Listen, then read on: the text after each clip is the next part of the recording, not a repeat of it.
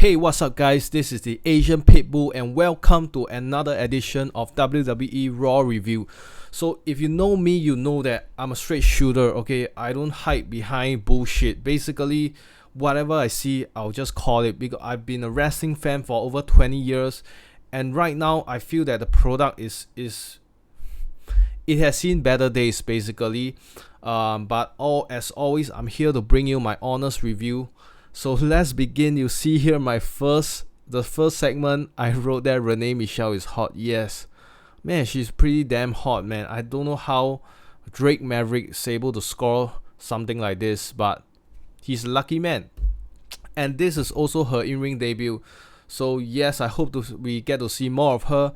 But anyway, let's talk about this match itself. It's the first ever. I don't know what they wanted to call it, but basically you have all the jobbers surrounding the ring, and even the opening video package. They want to make this like some epic championship like that. Come on, man, you're not kidding us. You're not fooling us. Anyway, I'm trying to recall what happened in the match.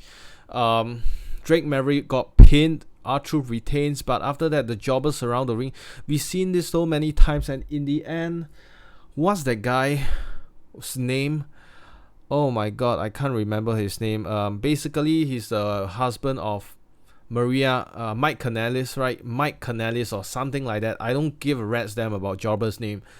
So he wins just by chance, but we came to know that is for the storyline and is basically setting up for this emasculation bullshit that I'll talk about later on. Other than that, there's really nothing much about this gimmick segment. Next, we had this, which took up probably more than the first hour of the show. This was a super long series of matches. To my recollection, we have Rey Mysterio starting the match with Cesaro, and it was a pretty good match. I mean, whenever you have two workers like Mysterio and Cesaro, you're gonna see good stuff. The thing I don't like is that Cesaro, with his God-given talents and all that, he's been in a company for so many years, yet he has not been given the chance to be pushed to the very top, but that's because of his lack of charisma. So it's just a waste. Rey Mysterio wins the first one. The second one, I believe, is against... I have to double check this, sorry guys. Because I know the third, he's against Andrade. And Andrade just not destroyed, but dominating fashion, but he did destroy his mask. So if this can work, if this can go faster, I don't know what the hell is happening. Things like this really pisses me off. So what, you're telling me that, okay, anyway, I forget, let's just say I forget who's the second opponent.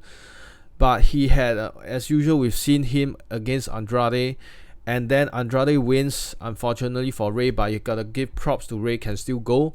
Then anyway, the highlight of this is he rips out Rey Mysterio's mask, and we kind of see a little bit of his face. He tries to cover, but the thing is, think of it, this is such a huge thing for Lucha Libre and for the Lucha wrestlers, that the demasking. People even have mass versus mass matches, and you're just gonna give away the review of Rey's face on free TV with no build up and just a random spot in a match like that. I feel that basically they could have had a storyline with this, like similar to Rey's the battle for custody for Dominic way back when. They could have her long feud storyline for the mask. So I feel that this is just a little nitpick and it's wasted opportunity there. But anyway, it continues with Andrade against, who's that, Ricochet. And wow, I think these are really two bright young talents and they have really amazing chemistry. I definitely want to see more of them in the future. But it's just pretty good stuff. I hope WWE takes notes and we get to see their one-on-one match in the future. But anyway, this ended with Ricochet winning, of course, because he's still in this storyline with the OC. I can't believe I'm calling them OC now. Rather, he's fighting AJ Styles for the US title. So apparently this will continue. Yeah, next, please. Honestly, this is just a disgrace. You want to talk about equal rights. You want to talk about gender equality. Why? How come whenever gender equality, it's always the ladies that is biased towards men? I'll just put it this way, because if you reverse it, if it was a man doing this, pinning a lady 1 foot on the chest like that, emasculating or degrading the lady, you think for WWE's PR and all that social rights or whatever you want to call it, they won't go crazy over it if it was a man in this role reversal? But how come it's okay for a woman to do it to a man? What bullshit is this, Stephanie McMahon? I hate this kind of fucking bullshit, and it's all Stephanie McMahon's fault and this stupid woman's right. Give women a chance to wrestling. I'm probably gonna make a video on this, but here's my final say, and like it or hate it, this is my final belief. Women's wrestling has its place on the entire pro wrestling world, but it fulfills a niche spot. Okay, it's not supposed to be the main event. It's not supposed to be the money maker, ticket seller. Okay, yes, it shouldn't be the bathroom break like 10-20 years ago. And I'm happy to see that it has evolved, and we are being showcased more of women's wrestling abilities. But why are you going back to this kind of crap, emasculation bullshit? And I can't believe as a man, the Mike Kanellis will actually stand for this. If I were the wrestler backstage, I was Mike Kanellis, I don't care about the paycheck. I'll think seriously about how this affects my career and how people view me as a man. I won't take this shit lying down. That's what he took, and this is the error and the fault of all the parties involved, and it's bullshit. But there's one little thing that I like, is that Mariah is doing really good job with the selling that, oh, I'm pregnant, who's gonna attack pregnant lady? I think that is pretty smart. Okay, so I give credit for that, but I hate the way this is presented, and the bigger picture about just being biased towards men and having that chip on the shoulder, being insecure. This is all Stephanie McMahon, trust me. And this is reflected also on Becky Lynch, the way Becky Lynch is booked. Oh, we women, we're so insecure, we have to have all these defense mechanism to show how brave and how powerful we are by stepping over men. Moment of bliss, let's remove the gender bullshit. But honestly, my opinion is oversaturated. Every week I see it, every week is the same old bullshit, nothing happening. This week there was a little backstage clip in NXT training of who else? Surprisingly, Becky Lynch attacks unprovoked, attacks Natalya while they are training, while Natalya is training. And here's what I don't get. Becky Lynch is supposed to be your top girl, your top man, right, of the entire women's division. And the last time I checked, she's still babyface.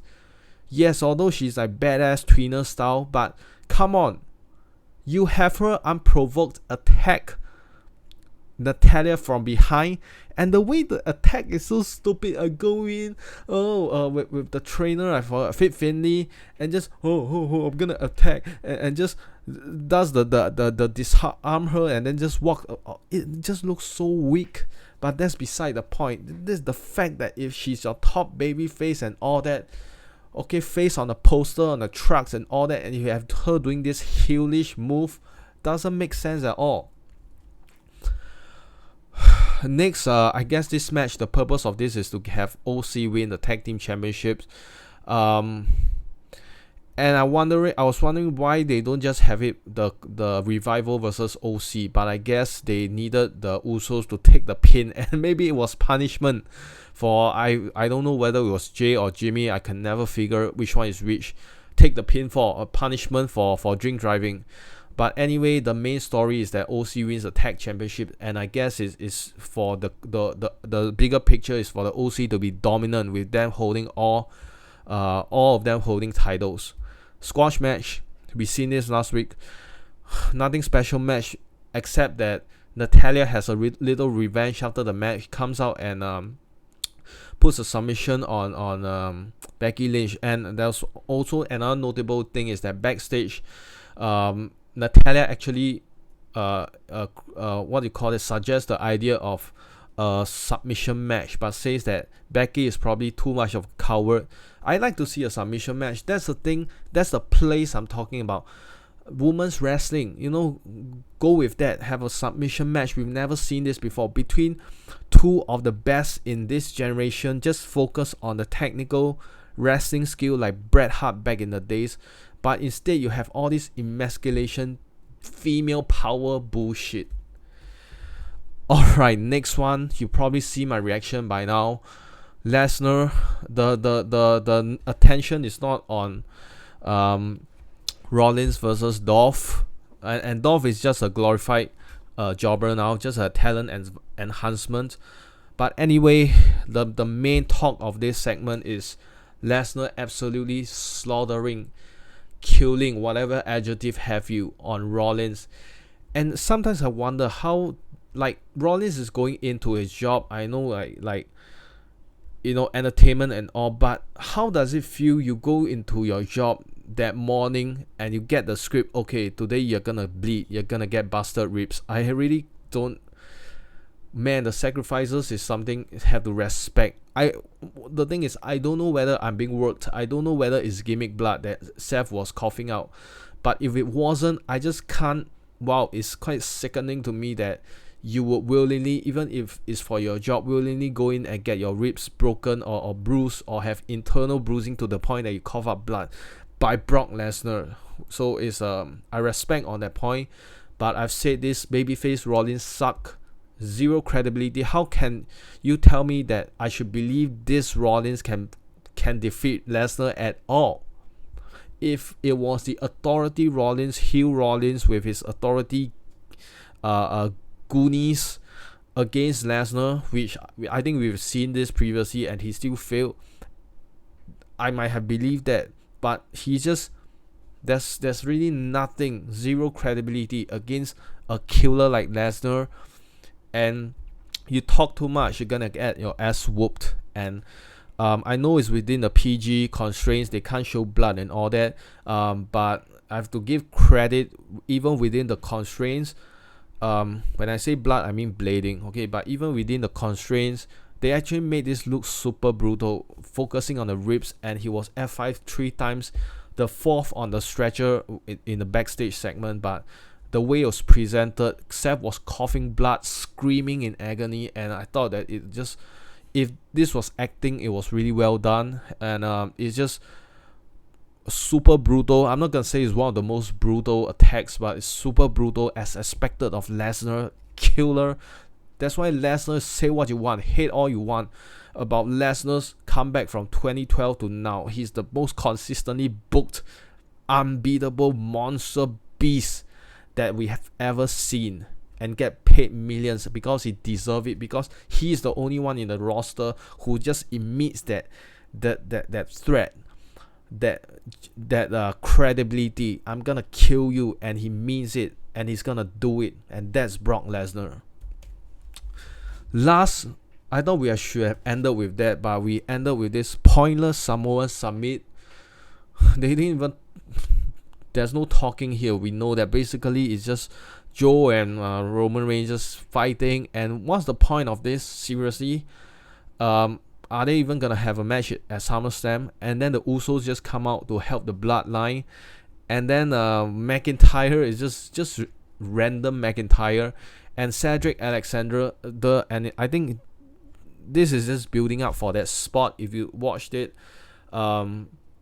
jumping off the Titantron or something to the crowd of superstars. I don't get the point of this. Basically, like, where is this headed to? Finally, we have the backstage segments. Not really worth your time watching. This one is from these two guys. I don't know their name. They're pretty good. But Rollins, the way he's presented here, being happy and jovial and all that. Burn it down. Come on, man, Rollins, you can do better than this, or the writers can do better than this. Final rating is the same as last week, although I love the Lesnar killing Rollins. There were must-watch stuff like the emasculation bullshit, but must-watch for the bad, in a bad way, I must say. But it was, I felt that they're putting in effort. That's the most important thing to me. They are putting in effort, and they're building up towards SummerSlam. So it's a decent show. 6 because they are putting in effort, but nothing more than that. So anyway, if you liked my review, please, first of all, I want to hear your comments. Then give me a thumbs up if you enjoyed this, and also subscribe to my channel. I can't believe this. I am almost hitting 100 subscribers. So if you could subscribe, I really appreciate it. Probably make a special video on the 100 subscriber. But anyway, this is the Asian Pitbull. Hope you have a great day. Signing out.